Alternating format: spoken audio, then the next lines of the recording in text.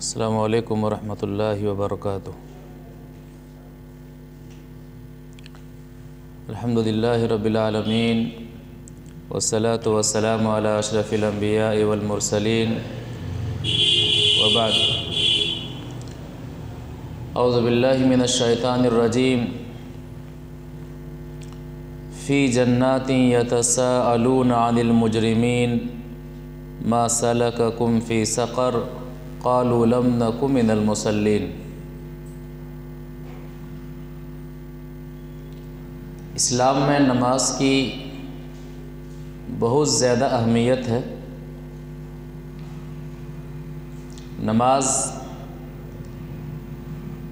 اسلام کا بنیادی رکن ہے۔ نماز کے بغیر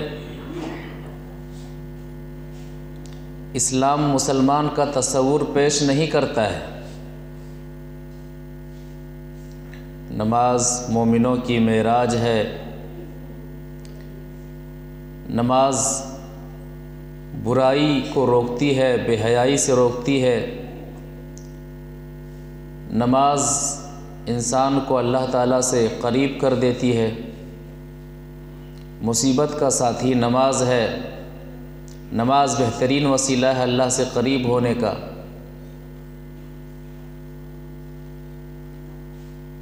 نماز قیامت کے دن نماز کے بارے میں سب سے پہلے سوال کیا جائے گا۔ نماز دل کا سکون ہے، دل کا چین ہے، قرار ہے۔ نماز کے بے شمار فائدے ہیں، دنیاوی فائدے ہیں، اخروی فائدے ہیں۔ شرط یہ ہے کہ آدمی نماز کو نماز کی طرح ادا کرے، شریعت کے مطابق نماز کو ادا کرے۔ نماز کا جو مقصد ہے، مقصد نماز کو سامنے رکھتے ہوئے ایک نمازی نماز ادا کرے تو یہ نماز انسان کی دنیاوی زندگی کو بھی بدل دیتی ہے اور اخروی زندگی کو کامیاب بنا دیتی ہے۔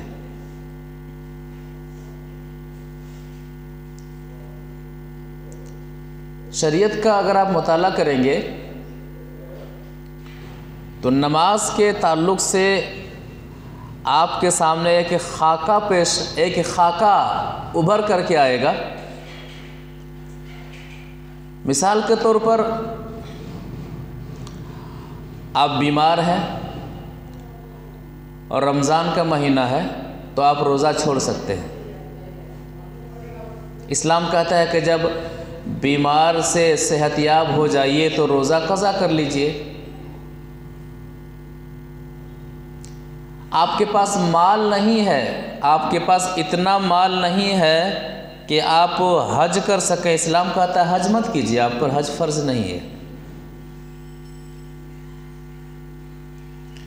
اسلام نے زکوٰۃ کے سسٹم کو رائج کیا ہے، لیکن آپ کا مال نصاب کو نہیں پہنچا ہوا ہے یا پھر آپ کا مال 1 سال تک نہیں ہوا ہے، سال سے پہلے مال ختم ہو چکا ہے، تو اسلام کہتا ہے زکوٰۃ مت ادا کیجیے۔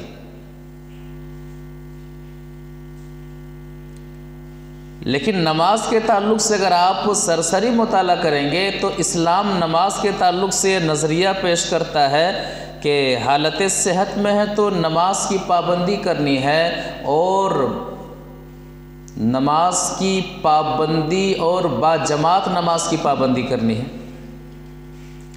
بیمار ہو گئے ہیں، نماز ساقط نہیں، کھڑے ہو کر نہیں پڑھ سکتے ہیں تو بیٹھ کے پڑھ لیجئے۔ اچھا بیٹھ کے نہیں پڑھ سکتے ہیں تو لیٹ کے پڑھ لیجئے۔ لیٹ کے نہیں پڑھ سکتے ہیں، اشارے سے پڑھ لیجئے، جب تک ہوش باقی ہے نماز پڑھ لیجئے۔ سفر میں ہے، نماز ہے، سفر میں نماز پڑھ رہے ہیں تو قصر آپ کے لیے 4 رکعت والی نماز 2 رکعت پڑھیے۔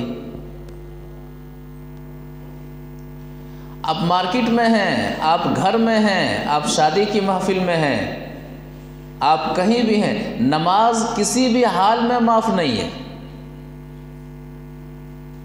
جبکہ آپ بیمار ہیں تو آپ روزہ چھوڑ سکتے ہیں، بعد میں قضا کر لیجئے۔ آپ کے پاس مال نہیں ہے تو آپ پر زکوٰۃ فرض نہیں ہے، آپ پر حج فرض نہیں ہے، لیکن آپ مسکین دنیا کے سب سے آخری مسکین کیوں نہ ہو، آپ پر نماز فرض ہے، نماز آپ کے لیے معاف نہیں ہے، نماز سے چھٹکارا نہیں ہے۔ تو اسلام یہ خاکہ پیش کرتا ہے کہ نماز کی اہمیت شریعت اسلامیہ کے اندر بہت زیادہ ہے، لہٰذا نماز کی پابندی یہ مسلمان ہونے کی نشانی ہے، رب سے محبت کرنے کی علامت ہے، میدان محشر کی فکر کرنے کی نشانی ہے، قبر کی تیاری کے تعلق سے فکر مند ہونے کی علامت ہے۔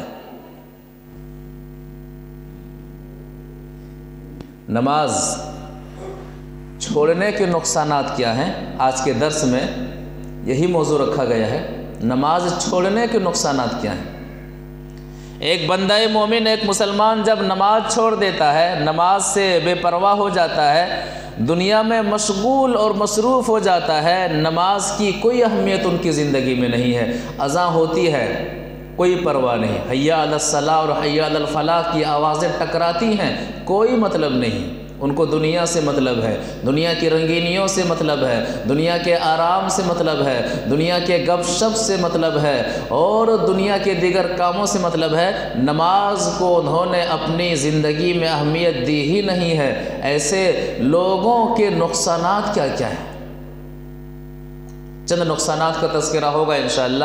پہلا نقصان، بے نمازی کا سکون اللہ تبارک و تعالیٰ چھین لیتا ہے۔ اللہ تعالیٰ نماز نہ پڑھنے والوں کی زندگی سے سکون چھین لیتا ہے۔ نماز چھوڑ کر کے وہ دنیا میں مصروف رہتا ہے، جہاں پر وہ سکون حاصل کرنے کے لیے جاتا ہے، بیٹھتا ہے، سکون ملتا نہیں ہے، سکون چھین لیتا ہے اللہ تعالیٰ۔ جس مال میں وہ مصروف رہتا ہے اس مال میں سکون نہیں ملتا ہے، بلکہ وہ مال بسا اوقات رات کی نیند کو اڑا دیتا ہے، دوائیاں کھا کر کے بندہ سوتا ہے۔ تو نماز چھوڑنے کے نقصانات میں سے پہلا نقصان کہ نماز نہ پڑھنے والوں کی زندگی سے اللہ تبارک و تعالیٰ سکون کو چھین لیتا ہے، اطمینان کو چھین لیتا ہے، شانتی کو چھین لیتا ہے، چڑچڑاپن کا بندہ شکار ہو جاتا ہے، حق و باطل کی تمیز کو کھو دیتا ہے۔ قرآن کی آیتوں کا مطالعہ کریں گے تو یہ بات اظہر من الشمس ہو جائے گی، سورج کی طرح عیاں ہو جائے گی کہ بے نمازی کی زندگی سے اللہ تبارک و تعالیٰ سکون کو چھین لیتا ہے۔ ذکر الہی نماز ایک اہم سبب ہے اللہ تبارک و تعالیٰ کو یاد کرنے کے لیے، اور قرآن کہتا ہے کہ جو میری یاد سے منہ موڑے گا ہم اس کی زندگی کو تنگ کر دیں گے۔ آیات کے مفہوم پر غور کرتے ہیں۔ سورہ طٰہٰ آیت نمبر 124، 125 اور 126 میں اللہ تبارک و تعالیٰ فرماتا ہے، وَمَنْ أَعْرَضَ عَنْ ذِكْرِي فَإِنَّ لَهُ مَعِيشَةً ضَنْكًا، جس نے میری یاد سے منہ موڑا، جس نے میرے ذکر سے اعراض کیا، فَإِنَّ لَهُ مَعِيشَةً ضَنْكًا، تو اس شخص کی زندگی تنگ کر دی جائے گی،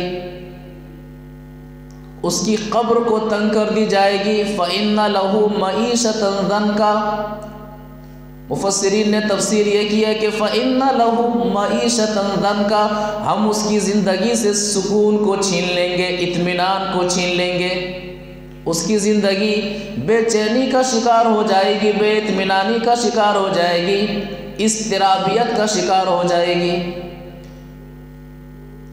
وَنَحْشُرُهُ يَوْمَ الْقِيَامَةِ أَعْمَىٰ، اور جو شخص دنیا میں اللہ کی یاد سے غافل تھا، نماز چھوڑ کر کے زندگی گزارنے والا تھا، وَنَحْشُرُهُ يَوْمَ الْقِيَامَةِ أَعْمَىٰ، ایسے شخص کو ہم قیامت کے دن اندھا بنا کر کے اٹھائیں گے۔ کہے گا، کیا کہے گا؟ قَالَ رَبِّ لِمَ حَشَرْتَنِي أَعْمَىٰ وَقَدْ كُنْتُ بَصِيرًا، پروردگارا دنیا کے اندر میں دیکھا کرتا تھا، دنیا کے اندر میری آنکھیں صحیح سلامت تھی، آج میں اندھا بنا کر کے کیوں اٹھایا گیا ہوں؟ آج میری بینائی کیوں چھین لی گئی ہے؟ آج کیا وجہ ہے کہ میں دیکھ نہیں پا رہا ہوں؟ آج کیا وجہ ہے کہ میری آنکھیں متاثر ہو چکی ہیں؟ قرآن کہتا ہے جواب ملے گا، قال کذالک اتتک آیاتنا فنسیتها۔ دنیا کے اندر ہماری آیتیں پہنچی تھیں، دنیا کے اندر ہمارا حکم پہنچا تھا، دنیا کے اندر قرآن و حدیث کی باتیں پہنچی تھیں، تو نے اپنی آنکھوں سے دیکھا تھا، دنیا میں تو نے ہمارے بنائے ہوئے مناظر کو محسوس کیا تھا، اس کے باوجود میری عبادت سے غافل رہا، دنیا میں میری زمین پر تو چلتا رہا اور میری نافرمانیاں کرتا رہا، میری دی ہوئی ہوا سے تو سانس لیتا رہا اور میری نافرمانیاں کرتا رہا، میری دی ہوئی رزق سے تو پیٹ کو بھرتا رہا اور میری نافرمانیاں کرتا رہا، میری زمین پر تو نافرمانیاں کرتا رہا، برائیاں کرتا رہا، عیش و آرام کی زندگی گزارتا رہا اور مجھے بھولا رہا۔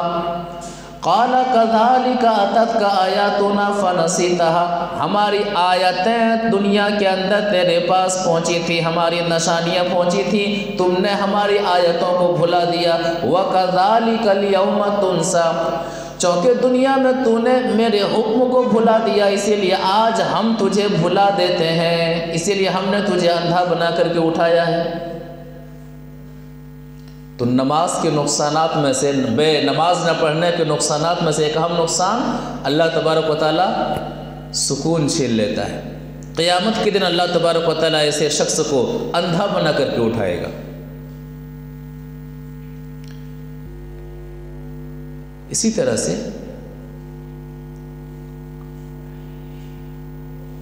سورہ مریم آیت نمبر 59 کے اندر اللہ تبارک و تعالیٰ نے واضح کیا ہے کہ نماز کو ضائع کرنے والے کا معاملہ کیا ہوگا۔ فَخَلَفَ مِن بَعْدِهِمْ خَلْفٌ أَضَاعُوا الصَّلَاةَ وَاتَّبَعُوا الشَّهَوَاتِ فَسَوْفَ يَلْقَوْنَ غَيًّا۔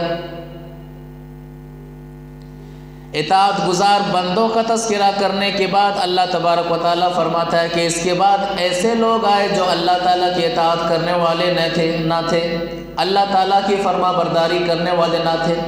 معاملہ کیا تھا؟ اضاعوا الصلاۃ، نماز کو انہوں نے ضائع کر دیا، نماز کو وقت پر ادا نہ کی، نماز کو شریعت کے مطابق نہیں پڑھا۔ واتبعوا الشہوات، شہوات کے پیچھے پڑ گئے، خواہشات کے پیچھے پڑ گئے، ارمانوں کے پیچھے پڑ گئے۔ فسوف یلقون غیا، ان قریب ان سب کام کے کرنے کا نقصان اپنے سامنے پائے گا۔ اس آیت کے اندر قرآن ایک گہرا نقطہ پیش کرتا ہے کہ جب آدمی خواہشات کا پیروکار ہو جاتا ہے تو نماز کو چھوڑ دیتا ہے۔ نماز چھوڑنے کے اسباب میں سے ایک اہم سبب کہ اضاعوا الصلاۃ واتبعوا الشہوات، کہ نماز کو ضائع کر دیا اور شہوات کے پیچھے پڑ گئے، شہوات کے پیچھے پڑ گئے۔ یہ قرآن یہ نقطہ پیش کرتا ہے کہ جب آدمی خواہشات کے مطابق زندگی گزارنے لگتا ہے، دل جو چاہے وہ کر لو، من جو چاہے وہی کرو، جب آدمی اس چیز کا عادی ہو جاتا ہے تو وہ نماز کو ضائع کرنے لگتا ہے، وہ نماز کو چھوڑ دیتا ہے، پھر انہیں نماز میں من نہیں لگتا ہے۔ قرآن کہتا ہے کہ ایسے لوگ نقصان اٹھانے والوں میں سے ہوں گے۔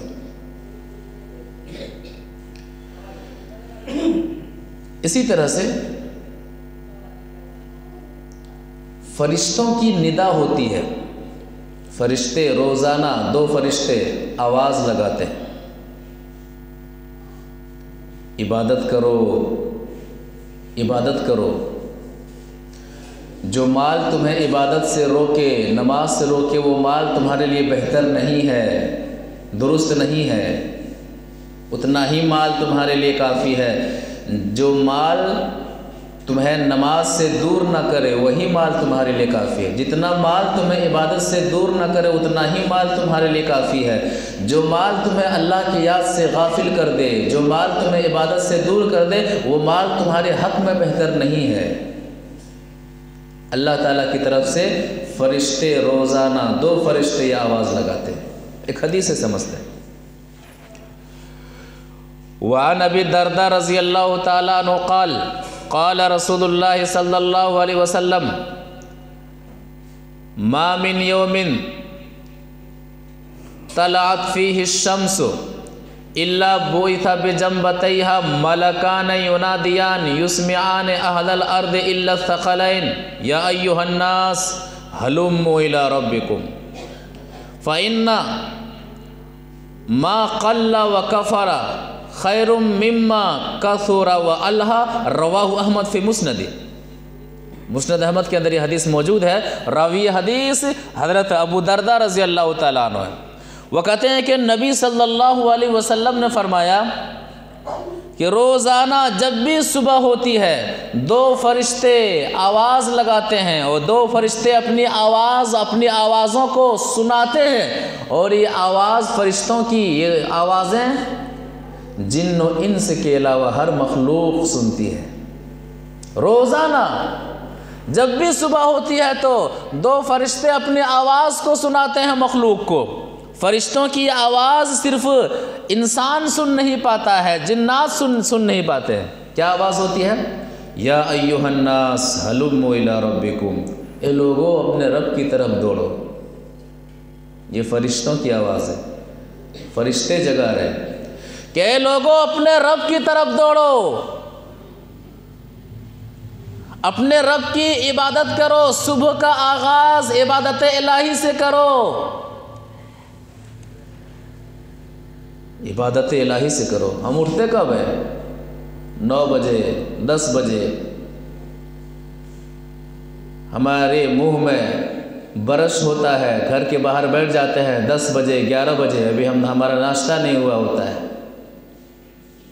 پھر کہیں گے سکون نہیں ہے، اطمینان نہیں ہے، گھر میں شیطان گھس گیا۔ گھر میں شیطان گھسا نہیں ہے، گھر میں آپ خود شیطان بنے ہوئے ہیں۔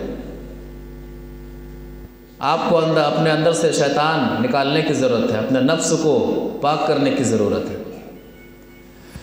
اے لوگو اپنے رب کی طرف دوڑو، اپنے پروردگار کی طرف دوڑو۔ پتہ ہے صبح امت محمدیہ کی صبح میں برکت رکھی ہوئی ہے۔ اللہ کے رسول صلی اللہ علیہ وسلم نے دعا کی تھی کہ اللہم بارک لامتی فی بکورہا، اے اللہ میری امت کی صبحوں میں برکت عطا فرما۔ ہم صبح سو کر کے گزارتے ہیں، برکت ہماری زندگی میں کہاں سے آئے گی؟ 12 بجے 1 بجے سونے کے عادی ہیں ماں باپ بچے سب، الا ماشاءاللہ ٹی وی آن ہے، موبائل آن ہے، کوئی سیریل دیکھ رہا ہے، کوئی فلم دیکھ رہا ہے، کوئی کارٹون دیکھ رہا ہے، کوئی کچھ دیکھ رہا ہے، کوئی کچھ دیکھ رہا ہے۔ یا ایھا الناس ہلموا الی ربکم، اے لوگو اپنے رب کی طرف دوڑو۔ فإن ما قل وکفى خیر مما کثر وألہا، بہت ہی بہترین جملہ ہے۔ اس جملے کو اپنی زندگی میں ہمیشہ یاد رکھیے۔ فرشتے کیا کہتے ہیں کہ جو مال کم ہے اور کافی ہے، آپ کے پاس مال کم ہے اور وہ مال آپ کے لیے کافی ہو جاتا ہے، آپ کی زندگی سے اسے گزر رہی ہے، اور اتنے ہی مال میں آپ کی دال روٹی سب چل رہی ہے اور آپ عبادت کر رہے ہیں، یہ مال بہتر ہے۔ کس مال سے؟ اس مال سے ما کثر وألہا، کہ مال زیادہ آ جائے اور یہ مال آپ کو اللہ کی عبادت سے دور کر دے، وہ مال بہتر نہیں ہے۔ مال کمانے کے چکر میں اگر آپ اللہ سے دور ہیں، مسجد سے دور ہیں، نمازوں سے دور ہیں، صدقات و خیرات سے دور ہیں، اللہ کی عبادت سے دور ہے، حلال و حرام کی تمیز سے دور ہے، شریعت کہتی ہے کہ یہ مال آپ کے حق میں بہتر نہیں ہے۔ مال اتنا کما رہے ہیں کہ آپ کا گھر چل رہا ہے، ٹھیک ٹھاک ہے، آپ کی فیملی کی کفالت ہو جاتی ہے، اور آپ نماز بھی پڑھ لے رہے ہیں، اللہ کی عبادت کر رہے ہیں، آپ خوش نصیب ہیں، آپ اللہ کے بندے، اللہ کے محبوب بندے ہیں، کیونکہ شریعت کہتی ہے کہ یہ مال بہتر ہے۔ زیادہ مال کے چکر میں اگر عبادت سے آپ دور ہو جا رہے ہیں تو یہ مال آپ کے لیے وبال جان ہے۔ یہ مال آپ کے لیے وبال جان ہے۔ اسی لیے جا بجا قرآن میں یہ واضح کیا ہے، متنبع کیا ہے کہ لوگوں تمہارا مال اور تمہاری اولاد کہیں تمہیں اللہ تعالیٰ کی یاد سے غافل نہ کر دے۔ سورہ منافقون آیت نمبر 9 میں یہی تو اللہ تعالیٰ فرماتا ہے۔ آیت کے مفہوم پر غور کیجئے، اور ایمان والوں سے اللہ تعالیٰ کہتا ہے، ایمان والوں سے کہ ایمان والوں مال کے چکر میں کہیں اتنا نہ پڑ جاؤ کہ مال تمہیں عبادت الہی سے دور کر دے، حلال و حرام کی تمیز کرنے کی صلاحیت کو ختم کر دے۔ آیت کے مفہوم پر غور کیجئے، یا ایھا الذین آمنوا لا تلھکم اموالکم ولا اولادکم عن ذکر اللہ، اے ایمان والو لا تلھکم اموالکم ولا اولادکم عن ذکر اللہ، تمہارا مال کہیں تمہیں اللہ کے ذکر سے غافل نہ کر دے، اللہ کی یاد سے دور نہ کر دے، تمہاری اولاد کہیں تمہیں اللہ کی یاد سے غافل نہ کر دے، اللہ کے ذکر سے دور نہ کر دے۔ یعنی مال اس قدر نہ کرنے لگو کہ تمہارے دلوں سے نماز کی محبت نکل جائے، تمہارے دلوں سے سجدے کی محبت نکل جائے، تمہارے دلوں سے مسجد کی محبت نکل جائے، تمہارے دلوں سے رب العالمین کے سامنے کھڑا ہونے کی محبت نکل جائے۔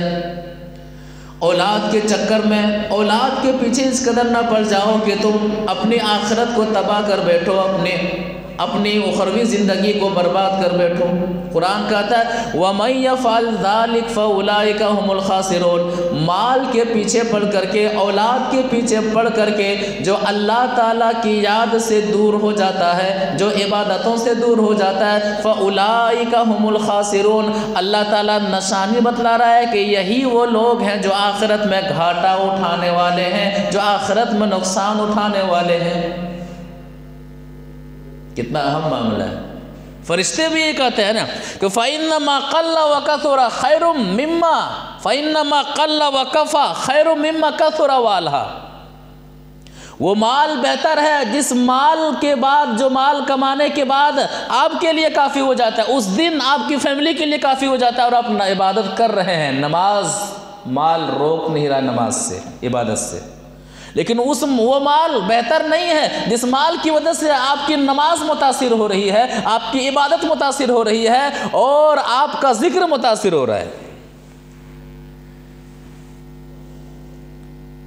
تو نماز نہ پڑھنے کے نقصانات میں سے دوسرا نقصان فرشتوں کی صدا کا انکار کرنا، فرشتوں کی آواز کا انکار کرنا ہے، اور فرشتے جو طریقہ بتا رہے ہیں کہ کون سا مال بہتر ہے اور کون سا مال بہتر نہیں ہے، اس چیز کو، اس تمیز کو کھو دینا ہے۔ اسی طرح سے نماز نہ پڑھنے کے نقصانات میں سے ایک اور نقصان، آدمی جب نماز کو چھوڑ دیتا ہے تو اس شخص کی روح مر جاتی ہے، مردہ ہو جاتی ہے، وہ شخص ایک زندہ لاش ہوتا ہے اور کچھ نہیں ہوتا ہے، ضمیر مر چکا ہوتا ہے۔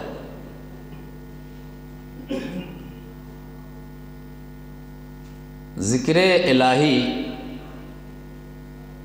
سے اپنے آپ کو جوڑے رکھنا اور ذکر الہی سے اپنے آپ کو دور رکھنا بالکل اس روح کی مثال اس مچھلی کی طرح ہے کہ جب تک مچھلی پانی میں رہتی ہے وہ زندہ رہتی ہے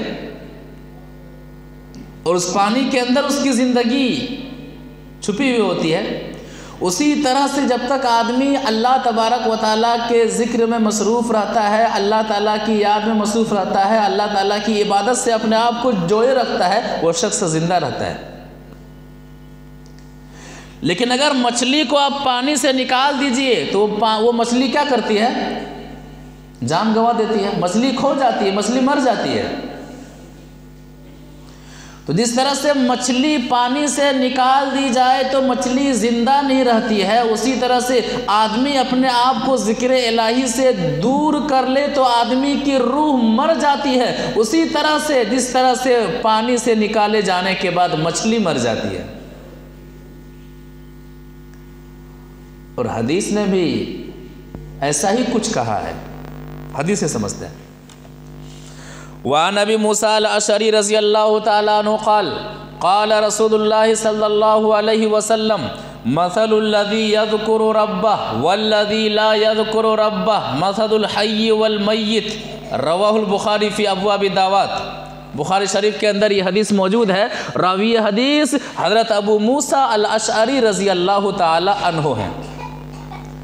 وہ فرماتے ہیں کہ اللہ کے رسول صلی اللہ علیہ وسلم نے فرمایا مثل الذی یذکر ربہ والذی لا یذکر ربہ، اس شخص کی مثال جو اپنے رب کو یاد کرتا ہے اور اس شخص کی مثال جو اپنے رب کو یاد نہیں کرتا ہے، مثل الحی والمیت، زندہ اور مردہ آدمی کی طرح ہے۔ اللہ کو یاد کرنے والا حقیقت میں وہی زندہ ہے، اس کا ضمیر زندہ ہے، اس کی روح زندہ ہے، اور جو اللہ کو یاد نہیں کر رہا ہے، جو عبادتوں سے دور ہے، وہ شخص زندہ لاش کے علاوہ کچھ نہیں ہے، اس کی روح مر چکی ہے۔ یہ حدیث واضح کرتی ہے۔ اور جب ضمیر مر جائے، روح مر جائے، تو آدمی آخرت کو فراموش کر دیتا ہے، موت کی یاد کو فراموش کر دیتا ہے، مرنے کے بعد کے مراحل کو فراموش کر دیتا ہے، جنت کے شوق کو فراموش کر دیتا ہے، جہنم کے خوف کو فراموش کر دیتا ہے۔ مجھے یہ ڈر ہے دل زندہ تو نہ مر جائے، شعر ہے کہ مجھے یہ ڈر ہے دل زندہ تو نہ مر جائے، کہ زندگانی عبارت ہے تیرے جینے سے، کہ اے دل جب تک تو زندہ ہے میں زندہ ہوں، تو مر جائے گا تو میں بھی مر جاؤں گا۔ تو شعر میں یہی کہا گیا ہے کہ ضمیر جب تک زندہ ہے آدمی زندہ ہے، روح جب تک زندہ ہے آدمی زندہ ہے، روح مر جائے آدمی مر جاتا ہے، ایک لاش، زندہ لاش کے سوا کچھ بھی اس کی حیثیت نہیں ہوتی ہے۔ تو تیسرا نقصان کہ آدمی جب نماز چھوڑ دیتا ہے، عبادتوں سے دور ہو جاتا ہے، تو آدمی کی روح مردہ ہو جاتی ہے۔ نماز چھوڑنے کا چوتھا نقصان، نبی صلی اللہ علیہ وسلم نے سخت ناراضگی کا اظہار فرمایا ہے بے نمازی سے۔ نماز نہ پڑھنے والوں سے نبی صلی اللہ علیہ وسلم نے سخت ناراضگی کا اظہار فرمایا ہے۔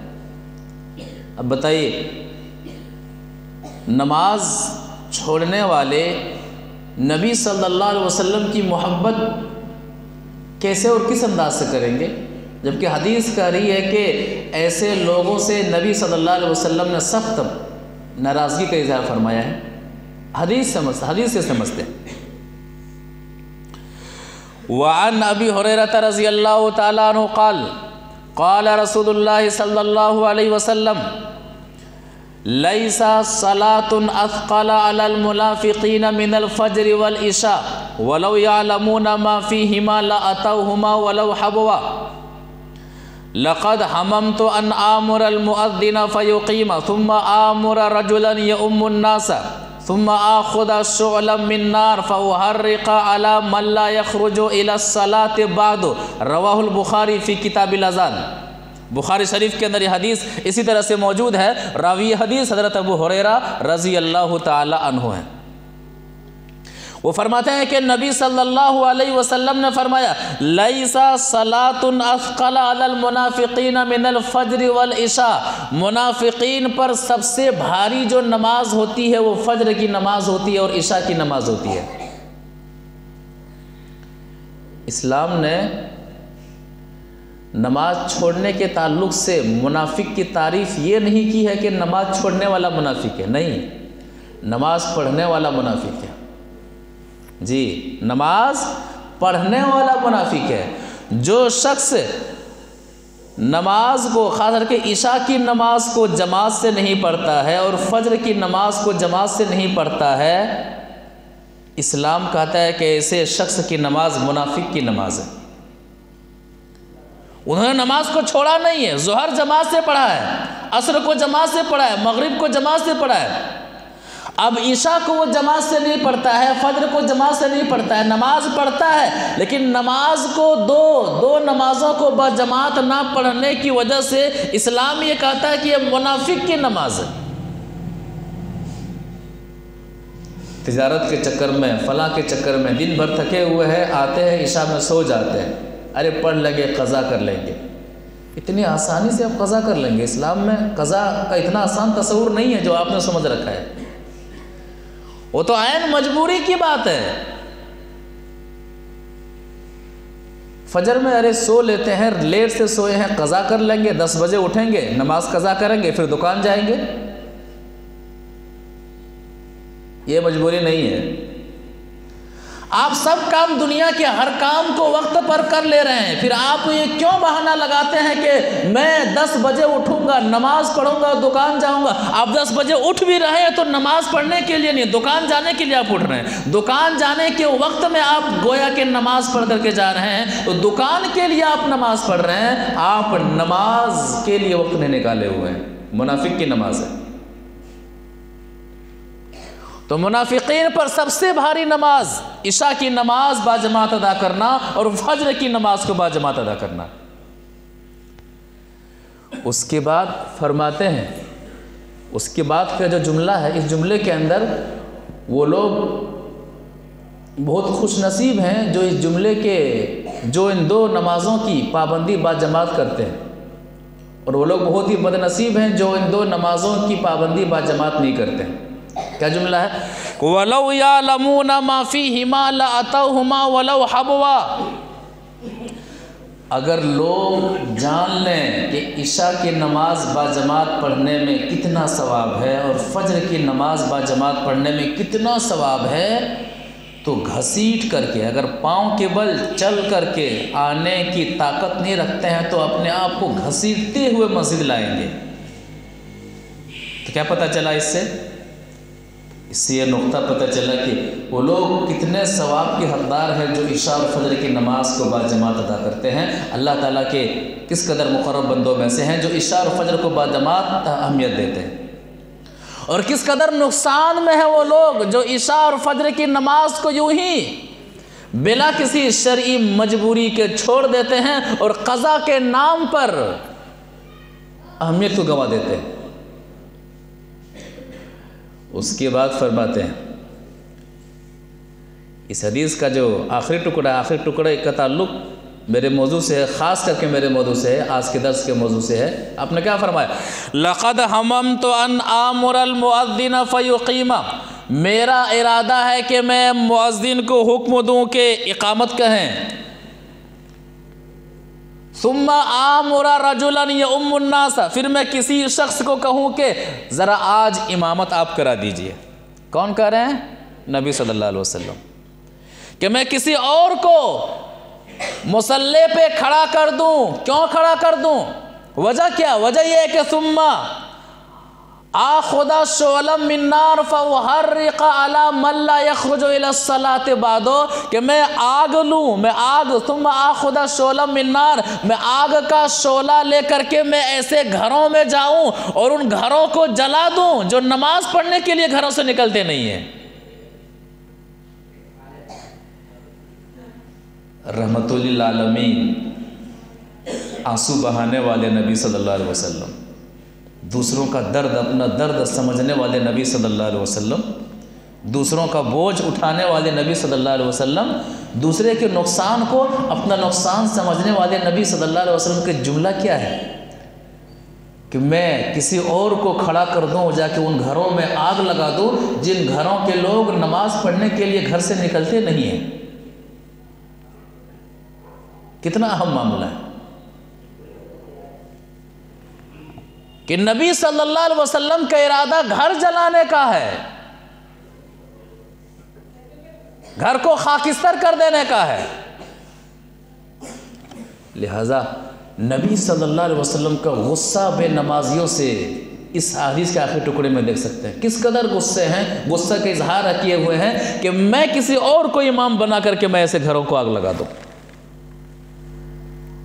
تو نماز چھوڑنے کے نقصانات میں سے یہ چوتھا اور اہم نقصان کہ نماز نہ پڑھنے والا ہے اور نماز جماعت کے ساتھ نہ پڑھنے والا اللہ کے رسول صلی اللہ علیہ وسلم کی نظر میں مبغوض ہے، ناپسندیدہ ہے۔ اسی طرح سے نماز چھوڑنے کے نقصانات میں سے پانچواں نقصان، نماز چھوڑنے والا عذاب قبر میں مبتلا ہوگا۔ اللہ تعالی ہم سب کی حفاظت فرمائے۔ ایک حدیث سے سمجھتے ہیں، وعن جابر بن عبد اللہ رضی اللہ تعالیٰ عنہ قال قال رسول اللہ صلی اللہ علیہ وسلم اذا دخل المیت القبر مثلت الشمس له عند غروبها فیجلس یمسح عینیہ ویقول دعونی اصلی، رواہ ابن ماجہ فی ابواب الزہد۔ ابن ماجہ کے اندر یہ حدیث موجود ہے، راوی حدیث حضرت جابر بن عبد اللہ رضی اللہ تعالیٰ عنہ ہیں۔ وہ فرماتے ہیں کہ اللہ کے رسول صلی اللہ علیہ وسلم نے فرمایا اذا دخل المیت القبر، جب لوگ میت کو قبر میں دفنا دیتے ہیں، داخل کر دیتے ہیں، مثلت الشمس له عند غروبها، تو چاہے رات میں دفنایا جائے، چاہے دن میں دفنایا جائے، چاہے صبح میں دفنایا جائے، چاہے دوپہر کے وقت دفنایا جائے، جب بھی منکر نکیر سوالات کے لیے آتے ہیں اور اس شخص کو اٹھاتا ہے تو قبر کے اندر جو منظر ہوگا وہ ایسا لگے گا کہ یہ عصر کا آخری وقت ہے، یہ عصر کا آخری وقت ہے۔ اور مرنے والا شخص جو اٹھایا گیا ہے منکر نکیر کے ذریعے سے، جب دیکھے گا کہ یہ عصر کا آخری وقت، اگر وہ نمازی رہا ہوگا، نماز سے محبت کرنے والا ہو، خاص کر کے عصر کی نماز سے محبت کرنے والا ہوگا۔ عصر کی نماز کی بہت اہمیت ہے حدیث کے اندر۔ اسلام کہتا ہے اگر اس نے عصر کی نماز کو چھوڑ دیا، گویا کہ اس کا مال ہلاک ہو گیا، گویا کہ اس کی فیملی ہلاک ہو گئی۔ ہمارا عصر مارکیٹ میں رہتا ہے،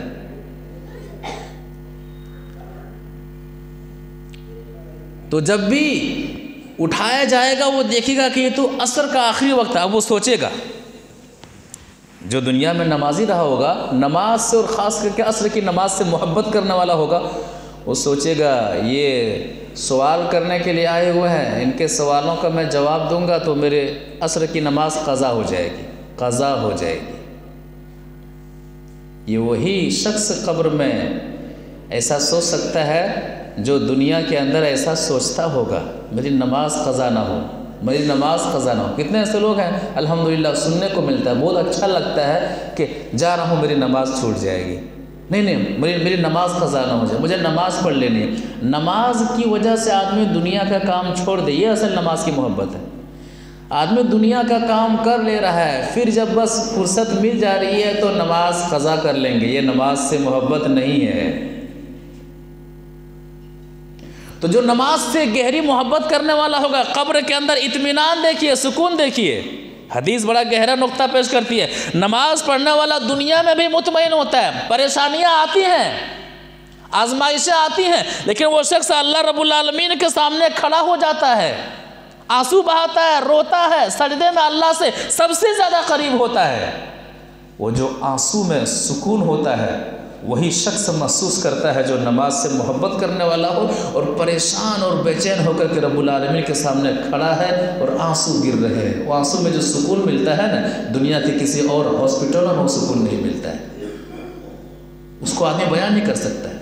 بے چین ہے، بے قرار ہے، رب العالمین کے سامنے کھڑا رو رہا ہے، اور عجیب کیفیت ہوتی ہے، اس سکون کو کوئی اور حاصل نہیں کر سکتا ہے۔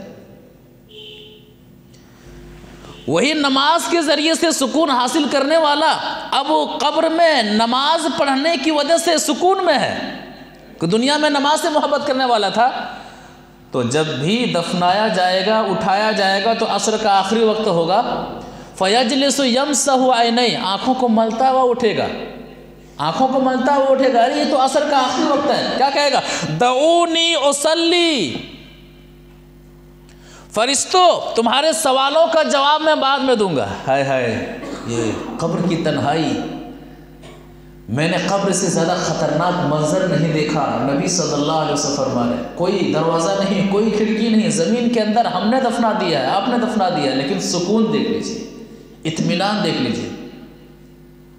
عام فرشتے بھی نہیں، نیلگوں آنکھیں والے فرشتے، نیلی نیلی آنکھیں ہوں گی، آدمی دیکھے تو ڈر جائے، لیکن سکون کس کی وجہ سے؟ نماز کی وجہ سے۔ کیا کہے گا بندہ؟ دعونی اصلی، تمہارے سوالوں کا جواب میں بعد میں دیتا ہوں، پہلے مجھے عصر کی نماز پڑھ لینے دو۔ اگر میں تمہارے سوالوں کے جواب دینے میں لگ گیا تو میری عصر کی نماز قضا ہو جائے گی۔ نماز سے محبت کی دلیل، حالانکہ قبر جائے نماز نہیں ہے، لیکن اس شخص کی کامیابی کی دلیل ہے۔ جو شخص قبر کے اندر یہ جملہ کہہ دے فرشتوں سے کہ مجھے نماز پڑھ لینے دو، وہ شخص کامیاب ہے اور نماز کی وجہ سے کامیاب ہے۔ اور جو شخص نماز کا عادی نہ رہا، نماز کو چھوڑتا رہا، ہائے ہائے میں نہیں جانتا، ڈرے گا، خوف کھائے گا، مجھے کہاں لے جا رہے ہو، مجھے کہاں دفنا دیا گیا، عجیب منظر ہوگا۔ تو اللہ تعالیٰ ہم تمام کو ایسے لوگوں میں شامل فرمائے کہ جب ہمیں دفنایا جائے تو ہم بھی اطمینان و سکون کے ساتھ فرشتوں سے کہیں کہ مجھے نماز پڑھ لینے دو۔ نماز کی ایسی محبت ڈال دے کہ ہم کہہ سکیں کہ اگر میں تمہارے سوالوں کا جواب دوں گا تو میری نماز قضا ہو جائے گی۔ اللہ تعالیٰ ہمیں دنیا میں نماز سے بے انتہا اور بے حد محبت کرنے کو توفیق عطا فرمائے۔ نماز کے معاملے میں، نماز کے مقابلے میں ہمارا مال آڑے نہ آئے، ہماری فیملی آڑے نہ آئے، ہماری اولاد آڑے نہ آئے، ہمارا بزنس آڑے نہ آئے۔ نماز کو اپنی زندگی کے شیڈول میں نمبر 1 جگہ دینے کی توفیق عطا فرمائے۔ سلف کہا کرتے تھے کہ نماز کو اس کے وقت میں جگہ دو، اللہ تبارک و تعالیٰ آپ کے سارے جگہوں کو درست فرما دے گا۔ نماز کا جو کام ہے، نماز کا جو وقت ہے، نماز کا عمل اس کے وقت میں کرو تو اللہ تعالیٰ آپ کے تمام اعمال کو درست فرما دے گا۔ ہم نماز کو بے وقت کر دیتے ہیں تو کہے گا دعونی اصلی، مجھے نماز پڑھ لینے دو۔ تو نماز چھوڑنے والا عذاب قبر میں مبتلا ہوگا، اور نماز پڑھنے والا سکون و اطمینان کے ساتھ جواب بھی دے گا کہ مجھے نماز پڑھ لینے دو۔ نماز نہ پڑھنے والا قیامت کے دن رسوا ہوگا، ذلیل ہوگا۔ ایک حدیث سے سمجھتے ہیں۔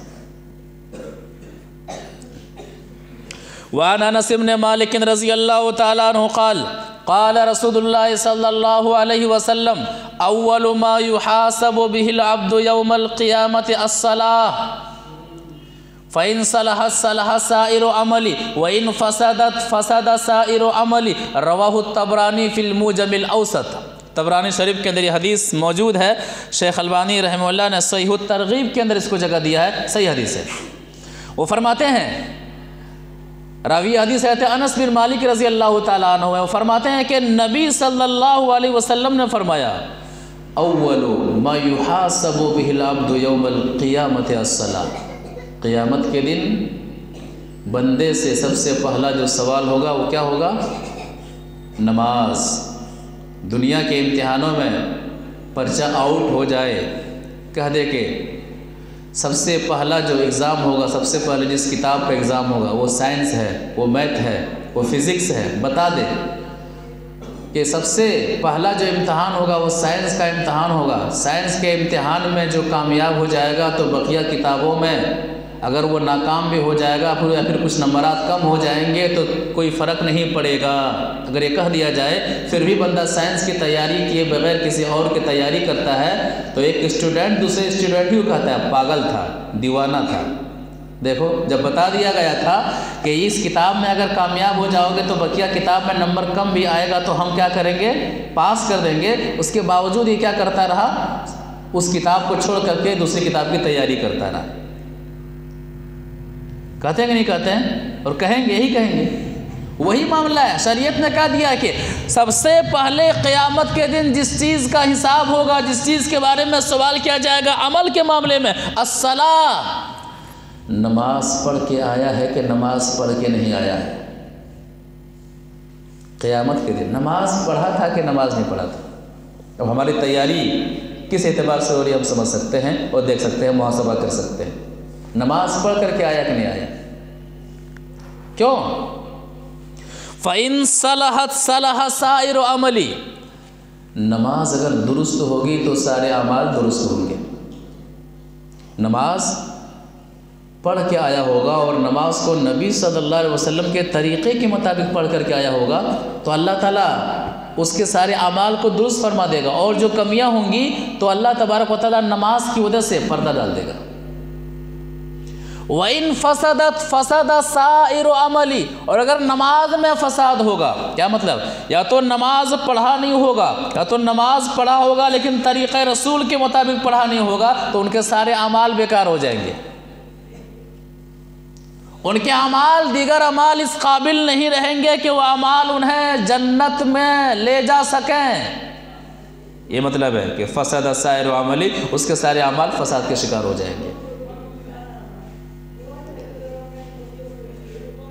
قیامت کے دن اللہ رب العالمین پنڈلی کھولے گا، اپنی پنڈلی کھولے گا۔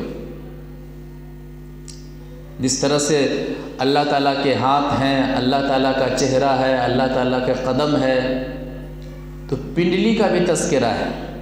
کیسے ہیں؟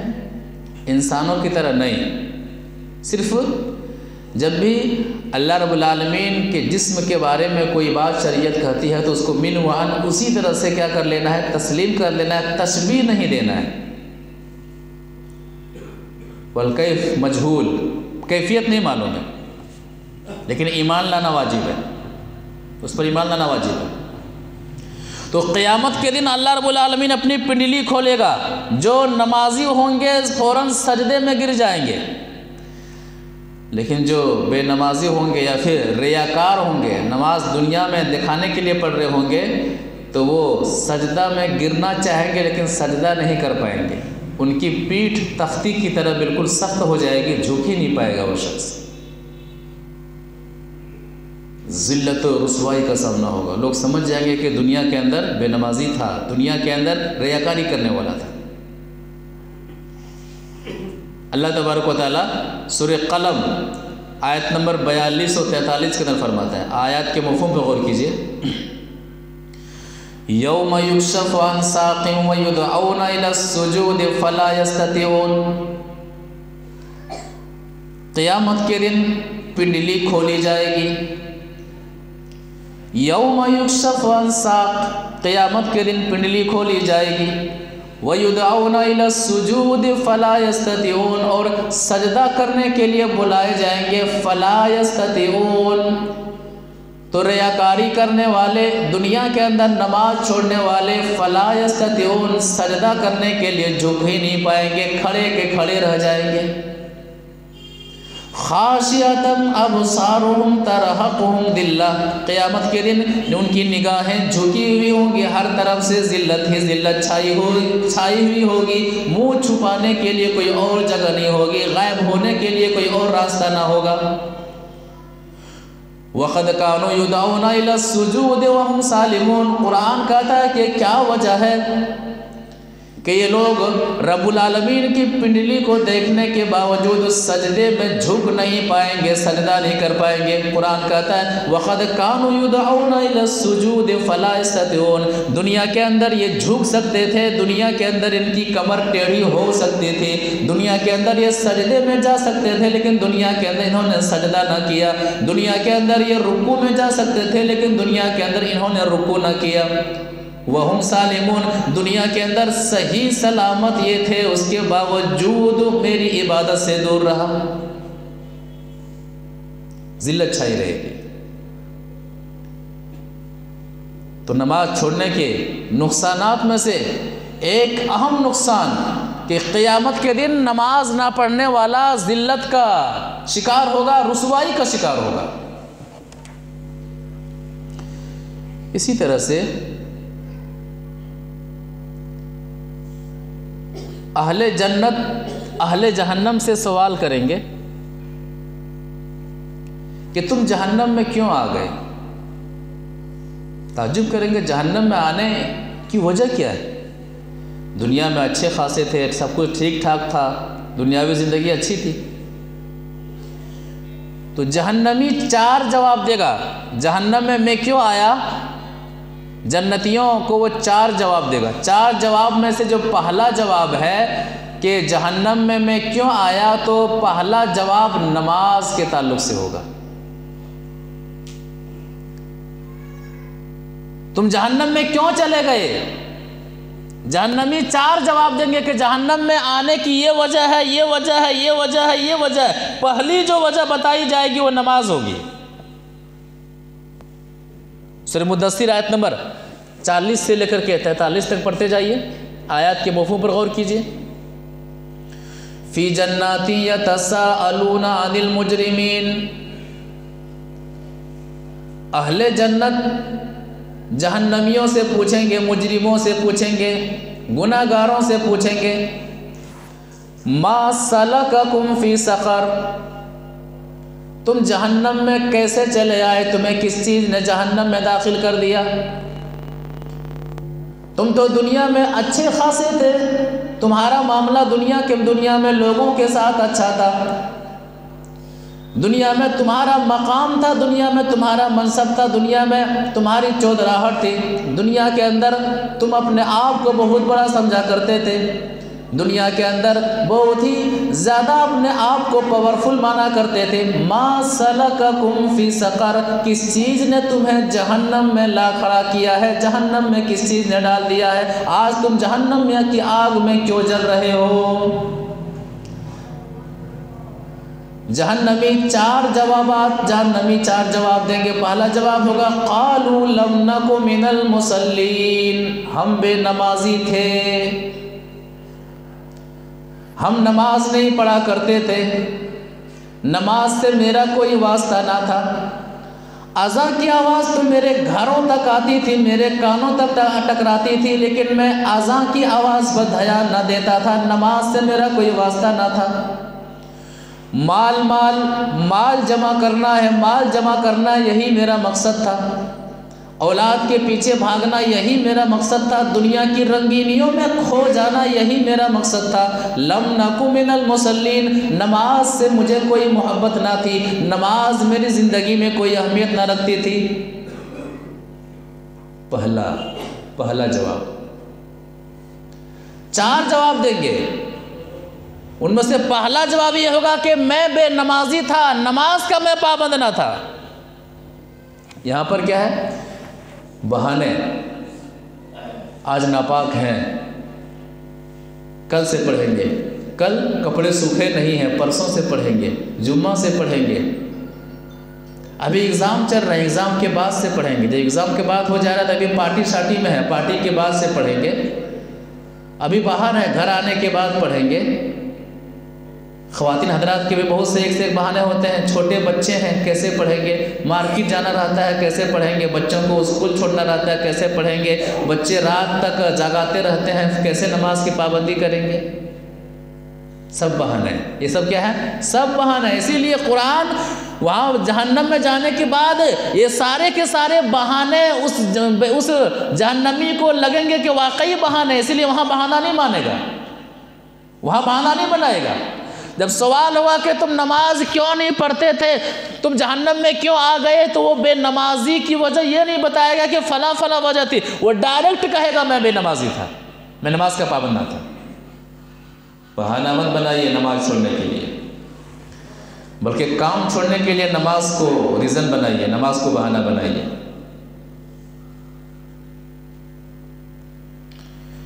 تو اہل جہنم سے جب سوال ہوں گے تو بہت سارے جو جواب دیں گے، کون؟ پہلا جواب لم نک من المصلین، میں بے نمازی تھا۔ اس کے بعد ہوگا ولم نک نطعم المسکین، مساکین کو کھانا نہیں کھلاتا تھا۔ وَكُنَّا نُكَذِّبُ بِيَوْمِ الدِّينِ، قیامت کے دن کو جھٹلاتا تھا۔ وَكُنَّا نَخُوضُ مَعَ الْخَائِضِينَ، بیہودہ باتیں کرنے والوں کے ساتھ بیٹھ کر کے یوں ہی بکواس کرتا تھا، یہاں اس مارکیٹ میں، اس مارکیٹ میں، اس گلی میں، اس گلی میں بیٹھے ہوئے ہیں۔ کیا ہے؟ بیٹھے ہوئے ہیں، پان چبائے جا رہے ہیں، بیڑی پیے جا رہے ہیں، چائے کے نام پر چائے خانے میں چائے کے نام پر چائے خانے میں بندہ بیٹھا ہوا ہے، اس کے پاس پورا وقت ہے اس کے لیے گپ شپ کرنے کے لیے، ادھر ادھر کی باتیں کرنے کے لیے، نماز کے ان کے پاس نماز کا نام بولتے ہیں ایسا لگتا ہے کہ اسے قتل گاہ پر لے جایا جا رہا ہے، اس قدر اس چہرے فک ہو جاتا ہے، چہرے کا رنگ بدل جاتا ہے۔ گلی کوچوں میں کوئی کیرم بورڈ کھیل رہا ہے، کوئی تاش کھیل رہا ہے، کوئی جوا کھیل رہا ہے، کوئی کچھ کھیل رہا ہے، کوئی کچھ کھیل رہا ہے۔ لم نکو من المصلین، پہلا جواب ہوگا کہ جہنم میں اس لیے میں آیا کہ میں بے نمازی تھا۔ نماز چھوڑنے کے نقصانات بہت ہیں، بہت سارے اسباب ہیں، لیکن نماز کے تعلق سے ایک درد، نبی صلی اللہ علیہ وسلم کا درد آخر میں بیان کیے دیتے ہیں کہ امت کا درد نبی صلی اللہ علیہ وسلم کے اندر کتنا تھا نماز کے تعلق سے، خاص کر کے جب تک آپ صحیح سلامت رہے امت کا درد ہی لیے زندہ رہے، اور جب آپ کا آخری وقت ہے تو وہاں پر بھی امت کا ہی درد ہے۔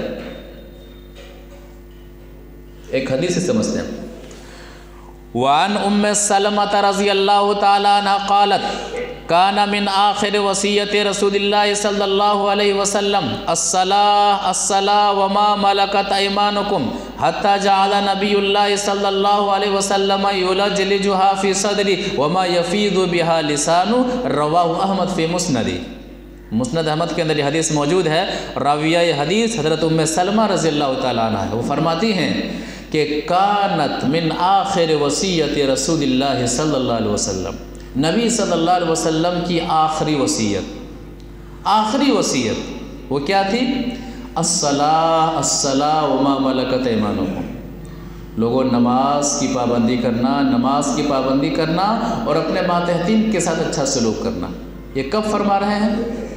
یہ آخری وصیت کہ لوگوں نماز کہتے حتی جعل نبی اللہ صلی اللہ علیہ وسلم یلجلجها فی صدری وما یفید بها لسانہ، آپ زبان سے بولنے کی کوشش کر رہے ہیں لیکن بول نہیں پا رہے ہیں، نزع کا عالم ہے، آخری وقت ہے۔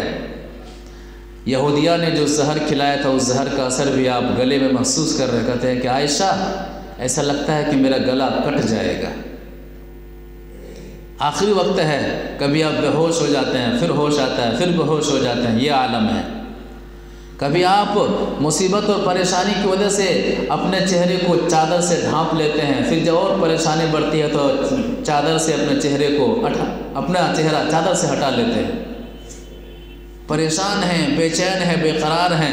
حضرت فاطمہ رضی اللہ تعالی عنہا نے جب دیکھا تو یہی کہا تھا کہ وَقَرْبَ أَبَا، ہے میرے والد محترم کس قدر مصیبت میں، کس قدر پریشان ہیں۔ یہ ساری پریشانیاں، آخری وقت ہے، دنیا سے چل چلاؤ کا وقت ہے۔ ام سلمہ رضی اللہ تعالی عنہا فرماتی ہیں کہ آپ بولنا چاہ رہے ہیں لیکن بول نہیں پا رہے ہیں، منہ سے جھاگ نکل رہا ہے، سینے سے زور لگا رہے ہیں، وہ سینے سے کہتے ہیں کہ محسوس ہوا کر سکتے ہیں کیا ہم نے کہ آپ زور لگا رہے ہیں لیکن بولنا چاہ رہے ہیں کہ گھر گھرانے کی آواز آ رہی ہے، ما یفید بها لسانہ، زبان چل نہیں رہی ہے لیکن بولنا چاہ رہے ہیں۔ کہتے ہیں جب میں نے کان لگا کر کے سنا کہ کیا بات ہے جو آپ بولنا چاہ رہے ہیں مگر بول نہیں پا رہے ہیں، کتنی اہم بات ہے، بولنا چاہ رہے ہیں لیکن بول نہیں پا رہے ہیں، سینے سے گھر گھرانے کی آواز آ رہی ہے، منہ سے جھاگ نکل رہے ہیں نبی صلی اللہ علیہ وسلم کی۔ کہتے ہیں کہ جب میں نے کان لگا کر کے سنا تو آواز کیا تھی؟ الصلاة، میری امت کے لوگوں نماز نہیں چھوڑنا، نماز کی پابندی کرنا، نماز نہیں چھوڑنا۔ یہ کیسی وصیت ہے؟ آپ بول نہیں پا رہے ہیں، سینے سے گھر گھرانے کی آواز آ رہی ہے، منہ سے جھاگ نکل رہا ہے، آپ موت کی پریشانی میں پریشان ہیں لیکن اس وقت بھی امت کی فکر کیا ہے؟ الصلاة، نماز۔ بھلا دیا اس وصیت کو۔ اور جب سے قرآن و حدیث اور نبی صلی اللہ علیہ وسلم قرآن و حدیث کے فرامین کو، احکام کو ہم نے اپنی زندگی سے ہٹا دیا، ہم اللہ کے رسول صلی اللہ علیہ وسلم کے حقیقی محبت سے دور ہو گئے، آزمائشوں میں مبتلا ہو گئے، دنیا کی پریشانیوں میں مبتلا ہو گئے، اللہ کے رسول صلی اللہ علیہ وسلم کے طریقے کو ہم نے فراموش کر دیا، اللہ کے رسول صلی اللہ علیہ وسلم کے درد کو ہم نے درد نہ سمجھا، اسی وجہ سے بہت ساری پریشانیوں مصیبتوں کے اسباب، جہاں بہت سارے میں سے ایک اہم سبب کہ ہم نے اللہ کے رسول صلی اللہ علیہ وسلم کا طریقہ فراموش کر دیا۔ تو نماز چھوڑنے کے بہت سارے نقصانات ہیں، ان میں سے چند نقصانات کا تذکرہ کیا گیا ہے۔